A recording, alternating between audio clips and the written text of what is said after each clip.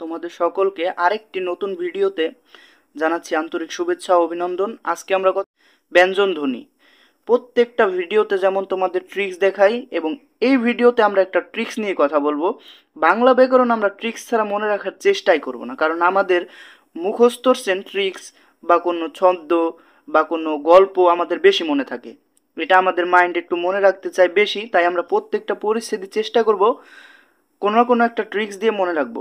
তো সেই রকমই একটা পরিচ্ছেদ হলো ব্যঞ্জন ধ্বনি। খুবই খারাপ লাগে এই জায়গাটুক মুখস্থ করতে, খুবই খারাপ লাগে। এবং তার পরবর্তীতে এই যে ওষ্ঠ, এই ওষ্ঠ কোন কোন বর্ণগুলা এই ওষ্ঠর মধ্যে আসে, দন্তর মধ্যে আসে এবং দন্ত মূলীয়র মধ্যে আসে, মানে ভালোই লাগে না, পড়তে ভালো লাগে না।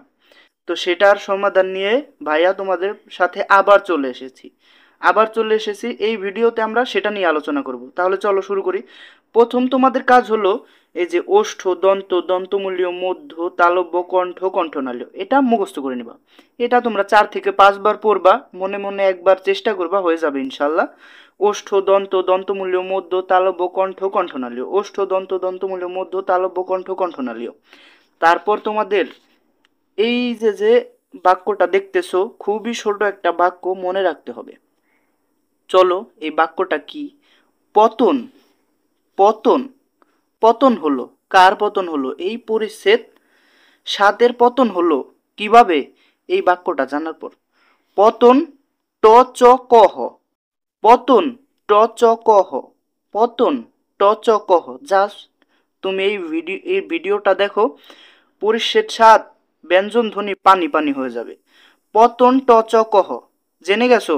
ওষ্ঠ, দন্ত, দন্তমূলীয়, মধ্য, তালব্য, কণ্ঠ, কণ্ঠনালীয় তোমার মুখস্থ হয়ে গেছে। বাস, এই জায়গাটুক তোমার মুখস্থ হয়ে গেছে। কিভাবে? চলো ভাইয়া দেখাই। এই যে আমরা আরেকটা বই নিয়ে আসলাম, এটা একটু দরকার পড়বে আমাদের।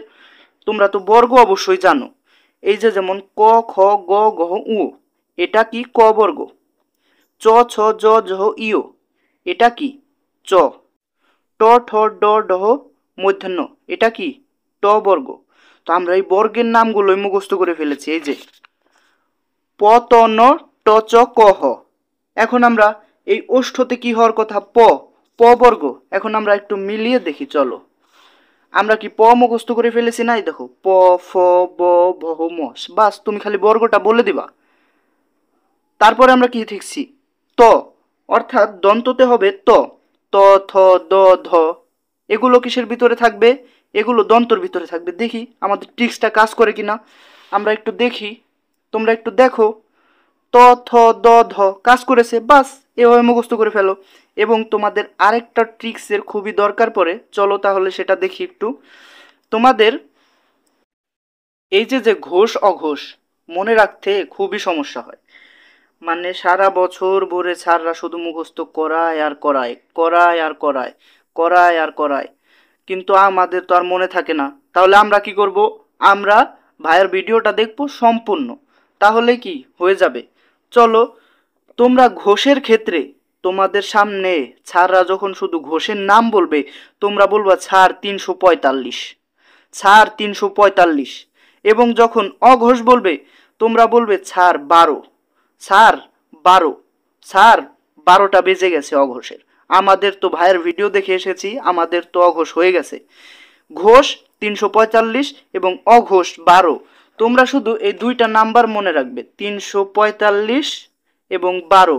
বাস, তোমার হয়ে গেছে, তোমার ঘোষ অঘোষ মুখস্থ হয়ে গেছে। কিভাবে ভাইয়া দেখাই। এই যে বর্গগুলো আছে না, তোমাদের তো ক খ আশা করি সবারই মনে আছে। এই যে ঘোষগুলো আছে, এই যে 345 বলছি, অর্থাৎ 3 নাম্বার, 4 নাম্বার, 5 নাম্বার। 3 নাম্বার কোনটা এখানে? 3 নাম্বার এটা, 4 নাম্বার এটা, 5 নাম্বার এটা। আবার এই জায়গায় 3 নাম্বার কোনটা? এই জায়গায় 3 নাম্বার এটা, 4 নাম্বার এটা, 5 নাম্বার এটা। আবার এই জায়গায় 3 নাম্বার কোনটা? এইটা, 4 নাম্বার এটা, 5 নাম্বার এটা। এখন আসো এগুলো আমরা দেখে নেই, চেক করে নেই যে এগুলা কি আছে নাকি ঘোষের ভেতরে।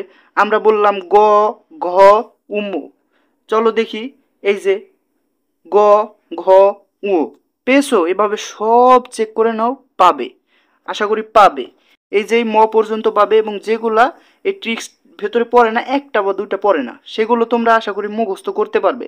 ভাই এতদিন তো শুধু সবগুলোই মুখস্থ করে গেছো, এখন ভাইয়া তো শুধু একটা দুইটা বাদ আর সবই দেখাই দিছি। এখন আসো 12।